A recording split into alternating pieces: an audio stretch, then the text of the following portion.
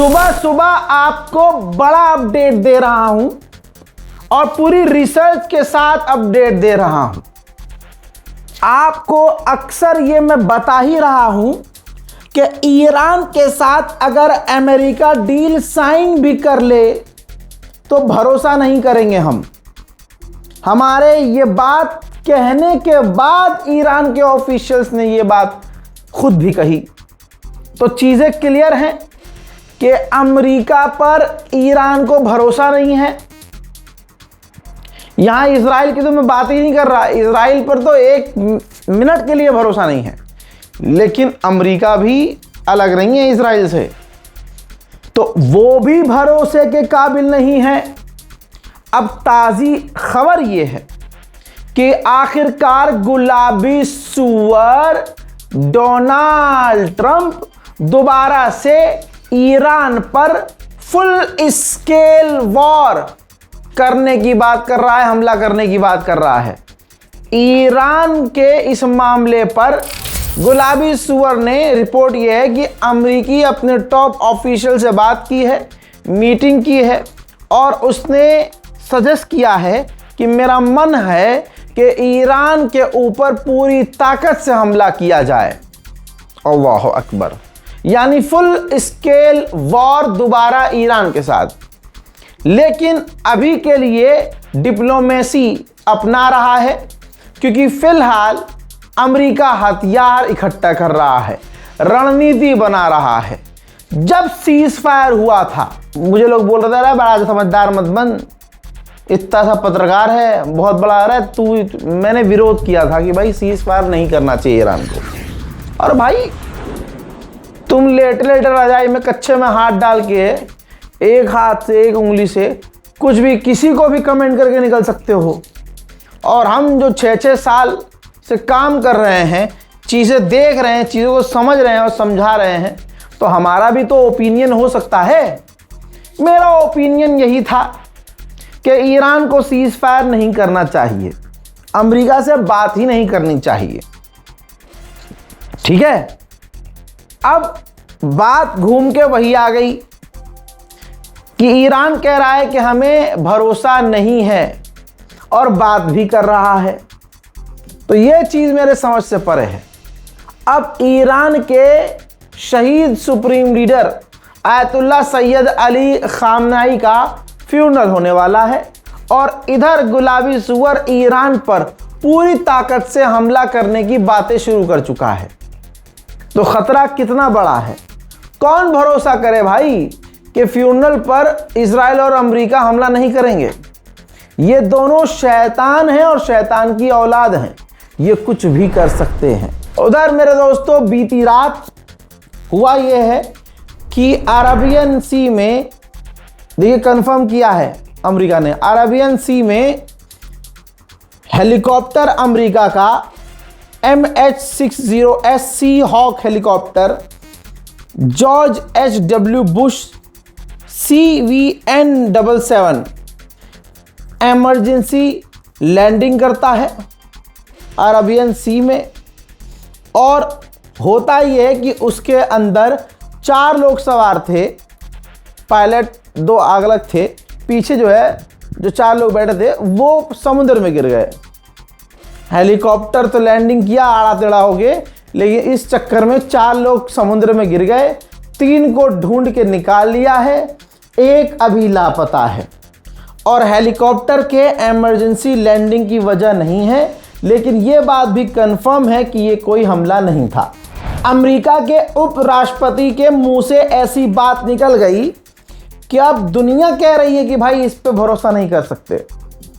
JD Vance ने इस interview में कह दिया, उसके मुंह से निकल गया कि डोनाल्ड ट्रंप MOU को साइन करके सिर्फ अपने ऑयल रिजर्व को भरने की कोशिश कर रहे हैं।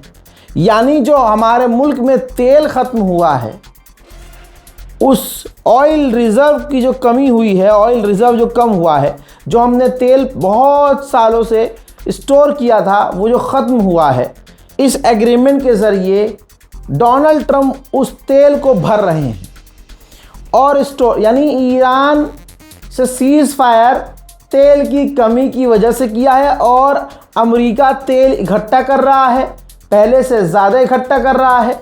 जैसे ही अमेरिका को लगेगा कि हाँ अब हमें आगे तेल की कमी नहीं होगी, तेल का जुगाड़ है हमारे पास, ईरान पर हमला कर देगा गुलाबी सूअर।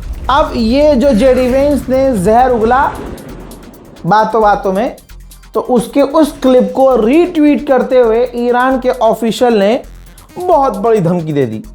कह दिया कि ईरान पहले से अपनी मिसाइलों और हथियार को भर चुका है डोनाल्ड ट्रंप की इकोनॉमी को तबाह बर्बाद करने के लिए। वहीं ईरान के पार्लियामेंट स्पीकर गलीबाफ ने कबूल कर लिया है कि डोनाल्ड ट्रंप ने जो बैरिकेडिंग की थी उसकी वजह से ईरान तेल नहीं बेच पा रहा था, लेकिन अब ईरान बहुत ज़्यादा तेल बेच रहा है।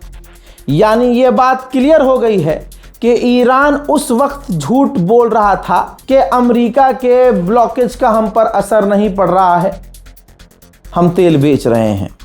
आप कहेंगे रज़ा भाई आपने ये बात अब यार ईरान के खिलाफ बोली। खबर है भाई, गलीबाफ खुद एक्सेप्ट कर रहे हैं कि भाई जब अमेरिका ने ब्लॉकेज लगाया था हम तेल नहीं बेच पा रहे थे। ये सबूत देखिए, उनका ही स्टेटमेंट है, क्रॉस चेक हम कर चुके हैं। और कहा है कि अब हम अंधाधुन भारी मात्रा में तेल बेच रहे हैं। मैं तो डे वन से अमेरिका पर भरोसा नहीं करता हूं और ईरान के इस फैसले के खिलाफ हूं कि भाई सीज फायर कर रहे हो। भाई पूरे मिडिल ईस्ट का हाल ये है कि एक मिनट के लिए भी मिडिल ईस्ट में अमेरिका शांत नहीं हुआ है। हथियार भेज रहा है, हथियार तैनात कर रहा है। अब आप कहेंगे भाई नई बात क्या है? नहीं, ये है देखिए, आहा, ये देखिए आपकी स्क्रीन पर अमेरिका का एक और युद्धपोत, जी हाँ, मिडिल ईस्ट पहुंचा है। USS बॉक्सर LHD-4, जी हाँ, ये पहुंचा है 30 जून 2026 को मिडिल ईस्ट में। इस समुद्री जहाज पर अमेरिका के इस युद्धपोत पर 2000 अमेरिकी नौसैनिक मौजूद हैं। एक युद्धपोत पर 2000 अमेरिकी नेवी अगर मौजूद है तो वो किसी की खाला की बारात में नहीं गई है। यानी ईरान पर खतरा मंडरा रहा है। मैं जितने भी अपडेट दे रहा हूं उन अपडेट से आपको इस बात का एहसास तो होगा ही कि तनाव सच में ज़्यादा है और अभी भी ईरान की तरफ जाना खतरे से खाली नहीं है। क्योंकि भाई अमेरिका इजराइल तो शुरू से कह रहा है कि ईरान से डील नहीं होनी चाहिए और अमेरिका बार बार पलटी मार रहा है। अभी कल एक नेतन्याहू के ऑफिशियल ने धमकी दी थी और कहा था कि ईरान के सुप्रीम लीडर मुश्तबा खामनाई को हमने मार्क कर रखा है, हमारी हिट लिस्ट किल लिस्ट में है। बस उसके स्टेटमेंट को शेयर करते हुए ईरान के विदेश मंत्री जनाब सैयद अब्बास अराक्ची ने बड़ी धमकी दी और कहा कि इस्लामाबाद के अंदर जो एग्रीमेंट हुआ वो क्रिस्टल क्लियर है, दुनिया के सामने दुनिया देख सकती है। अमेरिका अगर अपने पालतू कुत्तों को जो तेल अवीव में बैठे हुए इस तरह के बयान दे रहे हैं, अगर वो कंट्रोल नहीं करता है तो ईरान उन्हें सबक सिखाएगा। कोई भी धमकी ईरान के खिलाफ, हमारे लोगों के खिलाफ, हमारे लीडर के खिलाफ किसी भी हालत में बर्दाश्त नहीं की जाएगी और हम तुरंत जवाब देंगे। उधर गुलाबी सूअर अपने नशे में बयान देता है। अब कह रहा है कि पिछले हफ्ते हमने ईरान पर ज़बरदस्त बमबारी की थी, उसके बाद हमारी ईरान से बहुत बढ़िया बातचीत चल रही है। अरबों की असलियत आपके सामने है। लोगों को लगता है कि मैं अरब के खिलाफ, मैं अरब की सरजमीन के खिलाफ नहीं हूँ, मैं अरब के हुक्मरानों के खिलाफ हूँ। अब सोचिए गाज़ा को क्या दिया कतर ने। सिर्फ कतर की बात करते हैं। कतर के अमीर ने किसी मुस्लिम नेता को, मुस्लिम किसी व्यक्ति को क्या दिया? लेकिन सब चीज़ें किनारे कीजिए, जो उसने गुलाबी सूअर को दिया वो आज तक किसी मुस्लिम ने किसी मुस्लिम को नहीं दिया। सबसे बड़ा जहाज, ये देखिए, ये जहाज आपकी स्क्रीन पर है। उसके बाद अगला फुटेज ये देखिए, उसके अंदर पहली बार ट्रैवल करने के बाद डोनाल्ड ट्रंप गदगद हो गए भाई। वो तारीफों के पुल बांधता हुआ नजर आया और बहुत बड़ी बात कह दी ट्रंप ने कह दिया कि ये कतर ने जो काम किया है, कतर ने जैसा जहाज बनाया है ऐसा जहाज कोई नहीं बना सकता, यानी अमेरिका भी, यानी हम भी नहीं बना सकते। आगे डोनाल्ड ट्रंप ने कहा कि ये जहाज बेहतरीन है और आज पहली बार मैंने इसमें ट्रैवल किया है। अमेरिका के वाइस प्रेसिडेंट भी सफाई दे देकर और अमेरिका के तरफ से, ट्रंप की तरफ से सफाई देकर, धमकी देकर परेशान है। अब बेचारे को यहाँ करना पड़ रहा है दोगलापन। अमेरिकी चैनल पर बैठकर अमेरिका के वाइस प्रेसिडेंट ने कहा है कि ईरान ट्रांसफॉर्म हो गया है, ईरान ने अपने आप को बदला है, लेकिन अगर ईरान एमओयू का पालन नहीं करता है, हमारी बात नहीं मानता है, तो उसको सबक सिखाया जाएगा। हाँ, वही सबक जो 41 दिन में इन्होंने सीखा है। कोई बात नहीं, एक बार और ट्राई करके देख लो। कहा उन्होंने आगे बहुत कुछ है कि जैसे हमने ईरान को बड़ा नुकसान पहुंचाया है, ईरान को बहुत, यानी 20 से 30 साल पीछे कर दिया है, ईरान की न्यूक्लियर फैसिलिटीज़ को तबाह कर दिया है, ईरान के न्यूक्लियर प्रोग्राम को हमने 15 से 20 साल 30 साल पीछे ढकेल दिया है। दोस्तों, कतर के अंदर अमेरिकी डेलीगेशन और ईरान की डेलीगेशन दोनों मौजूद है, मैंने कल बताया था। वहां पर अमेरिका ने ईरान से बात की है, इनडायरेक्ट नहीं, कतर के जरिए। तो अमेरिका ने ईरान को मनाने की कोशिश की है कि आप स्ट्रेट ऑफ हॉर्मूज को छोड़ दो, उसे भूल जाओ।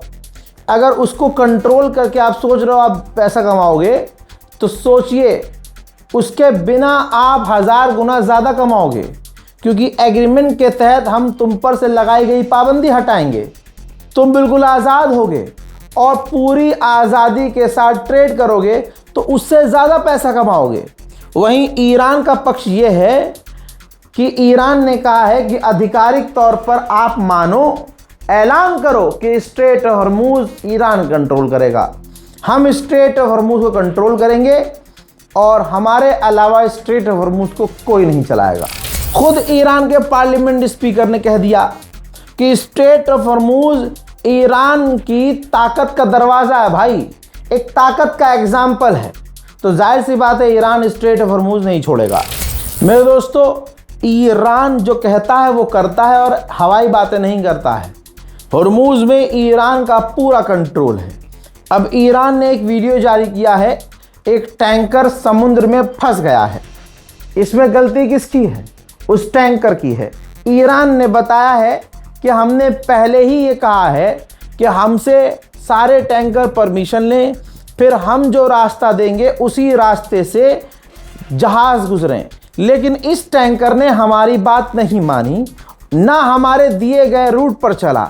ये अपनी धुन में अपने रास्ते से गुजर रहा था, जिसका रिजल्ट ये है कि ये फंस गया रास्ते में, ये ज़मीन से टकरा गया।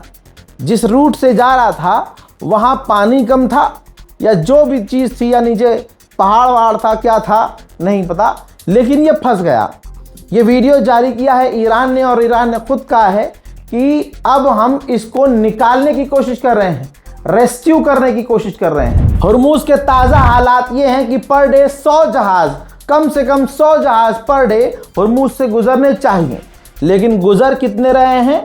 30 से 34 जहाज़ पर डे। तो जाहिर सी बात है अभी भी तनाव की स्थिति बनी हुई है। फिलहाल के सुबह के अपडेट में middle east Iran special report में इतना ही। इंतज़ार कीजिए मेरे अगले अपडेट का। तब तक के लिए जय हिंद।